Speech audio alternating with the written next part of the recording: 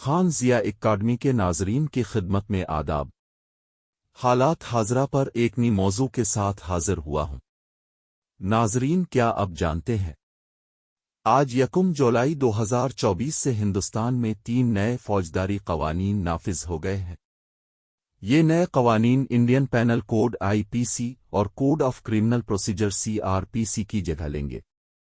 Indian penal code, جسے تزیرات ہند کا قانون بھی کہا جاتا ہے، برطانوی دور حکومت میں 1 جنوری 1862 میں رائج کیا گیا تھا اور اب تک اس پر عمل آوری جاری تھی، جبکہ code of criminal procedure CRPC 1973 میں منظور ہوا اور 1 اپریل 1974 کو نافذ ہوا تھا۔ آج سے ان کی جگہ نئی قانون نافذ ہوگی ہے۔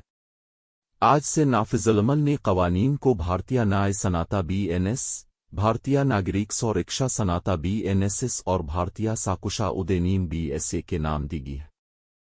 انڈین پینل کوڈ تزیرات ہند میں 23 ابواب کے تحت کل 511 دفعات شامل تھے۔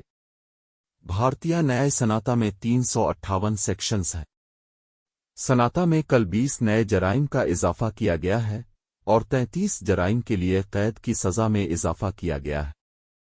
83 جرائم میں جرمانے کی رقم میں اضافہ کیا گیا ہے اور 23 میں لازمی کم سے کم سزا متعارف کرائی گئی ہے۔ نئے قانون کی بیشتر دفعات کا صرف نام اور نمبر تبدیل کیا گیا ہے۔ نئے قوانین کے تحت جو اہم تبدیلیاں ہوئی ہیں وہ کچھ اس طرح ہیں۔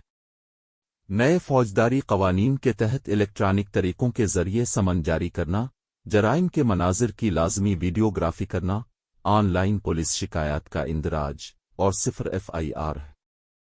نئی قانون سازی کے تحت متاثرین کو FIR کی ایک کاپی ملے گی جو قانونی کارروائی میں ان کی شمولیت کی ضمانت دے گی۔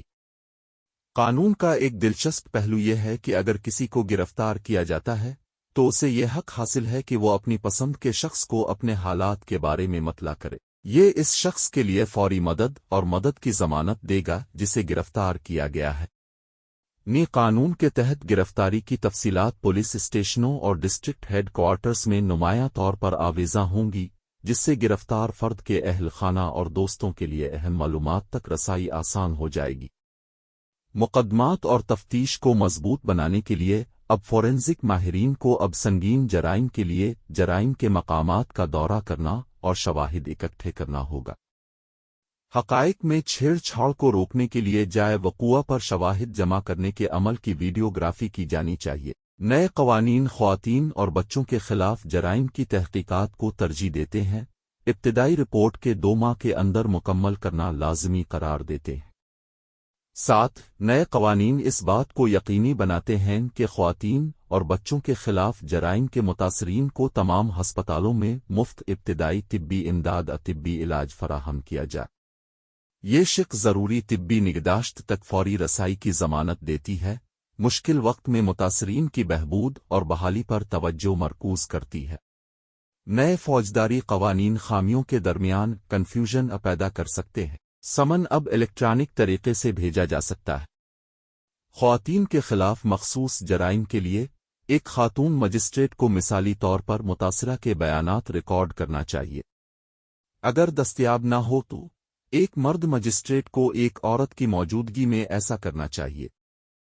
ملزم اور متاثرہ دونوں کو 14 دنوں کے اندر FIR، police report, charge sheet, بیانات، اعترافی بیانات اور دیگر دستاویزات کی کاپیاں حاصل کرنے کا حق۔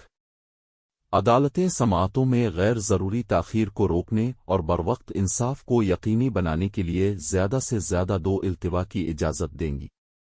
نئے قانون کی تفصیلات اب انٹرنیٹ پر دیکھ سکتے ہیں۔ اس بلیٹن میں بس اتنا ہی۔ اگلے بلیٹن تک کے لیے خدا حافظ۔